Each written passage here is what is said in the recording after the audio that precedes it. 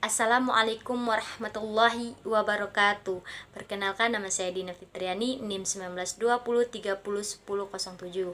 Di sini saya ingin menjelaskan hasil dari artikel saya yang berjudul Hubungan Antar Agama Dilihat dari Aspek Historis, dalam rangka memenuhi tugas dari mata kuliah Hubungan Antar Agama dengan dosen pengampu Bapak Dr. Andes Wijaya MC MSI.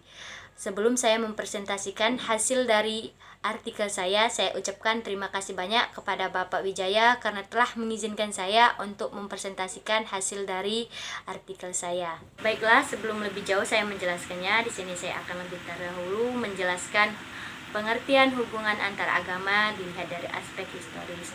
Jadi, kata agama berasal dari bahasa Arab yang artinya ad-din. Adalah suatu ajaran yang mengatur tata keimanan atau kepercayaan dan pribadi kepada Tuhan yang Maha Kuasa, serta tata kaidah yang berhubungan dengan pergaulan manusia dan manusia dengan lingkungannya. Selanjutnya yaitu pengertian historis. Historis adalah suatu kejadian di masa lampau atau disebut juga dengan kata sejarah.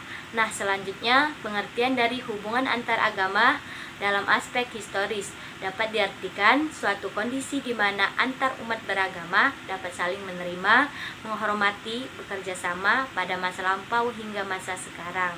Baiklah, selanjutnya di sini saya akan menjelaskan tentang hubungan antar agama dan negara di Indonesia.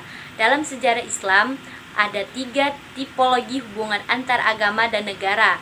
Din Syamsuddin membaginya sebagai berikut. Yang pertama, golongan yang berpendapat bahwa hubungan antar agama dan negara berjalan secara integral. Tokoh pendukung dari gerakan ini ialah Al-Maududi. Yang kedua, golongan yang berpendapat bahwa hubungan antar agama dan negara berjalan secara simbiotik dan dinamis dialektis, bukan berhubungan langsung, sehingga kedua wilayah masih ada jarak dan kontrol masing-masing, sehingga agama dan negara berjalan berdampingan. Tokoh dari pendukung ini ialah Abdurrahman Wahid dan Nurholis Majid.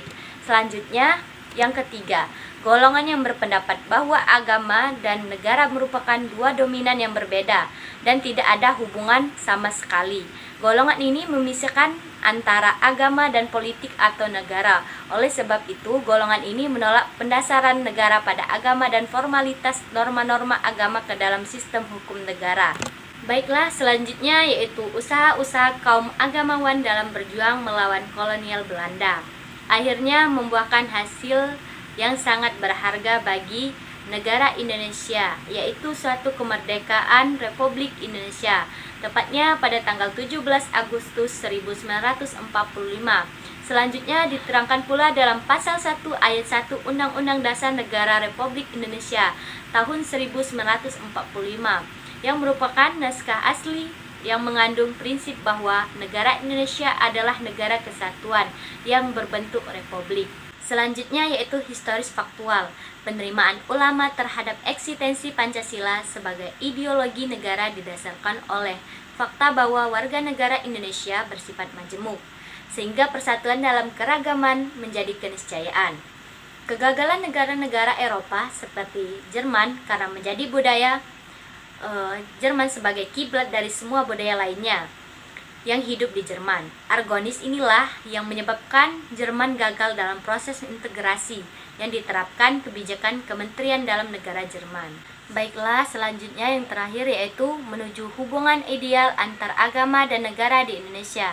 Dalam kehidupan negara Indonesia, tipologi ideal yang perlu dikembangkan mengenai relasi agama dan negara adalah dengan membangun relasi simbiotik atau dinamis dialektis, yaitu pertama, norma agama Islam dilembagakan dalam sistem hukum nasional harus melalui proses legislasi yang sah, sehingga norma agama sah diberlakukan. Agama dan negara bersinergi untuk mewujudkan aspirasi dan kebutuhan warga masyarakat yang religius. Kedua, negara bersinergi membangun norma-norma hukum nasional yang bersumber dari norma agama Islam sebagai etika sosial dan moralitas publik. Baiklah, mungkin hanya itu saja yang bisa saya sampaikan. Apabila ada salah kata, saya mohon maaf, kepada Allah saya mohon ampun. Saya akhiri, wabillahi wal taufiq wal hidayah. Wassalamualaikum warahmatullahi wabarakatuh.